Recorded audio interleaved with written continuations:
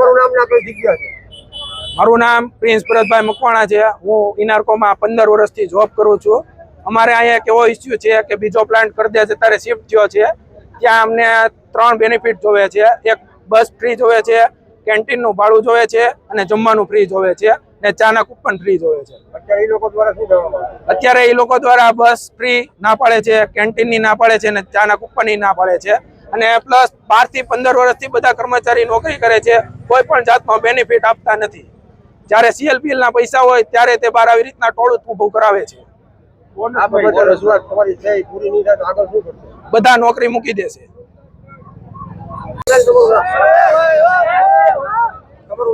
બારૈયા સ્વાતિબેન બુધાભાઈ, કઈ જગ્યા છે? Inarco company private limited, rubber factory Navapara. અમારે જે નવા રબર ફેક્ટરી જે પ્લાન્ટ છે એ અત્યારે ભોજપરા શિફ્ટ થઈ રહ્યો છે, એટલે કંપની વાળાએ અમને અમારી ઉપર એવું વર્કરો માટે ફક્ત એવા નિયમો લાગુ પાડ્યા છે કે તમારે બસ ભાડું, જમવાનું, ચાના અને નાસ્તાના બધા પૈસા દેવાના। જે કાયમિક વાળાને બધી વસ્તુ ફ્રીમાં છે અને કાયમિક વાળા કરતા અમે દોઢું કામ કરીએ છીએ, તો અમને એવા કઈ ફાયદા નથી મળતા। તમારી માંગ શું છે? અમારી માંગ એ છે કે અમને બસ ભાડુંની ફ્રીમાં થઈ જાય અને એ લોકો છે ને ચા માટે ની માટે અમને એવી સ્કીમો આપે છે કે તમે 26 દિવસ પૂરા ભરો ભોજપરા તો તમને સ્કીમ લાગુ પડે। હવે અત્યારે કોઈ માણસ એવું નથી કે ભાવનગર થી પ્રોપર એ ભોજપરા 26 દિવસ પૂરા ભરી શકે।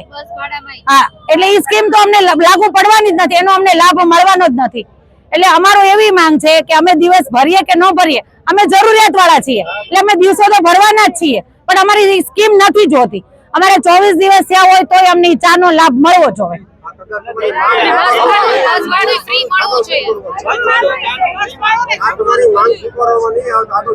તો અમે જે બધા જેન્ટ્સ છે, લેડીઝ છે, અમે બધા એક નિર્ણય લેશું અને એ અમે જે બધા વર્કરો છે એ જે નિર્ણય લેશે એ માર્ગ ઉપર અમે ચાલશું।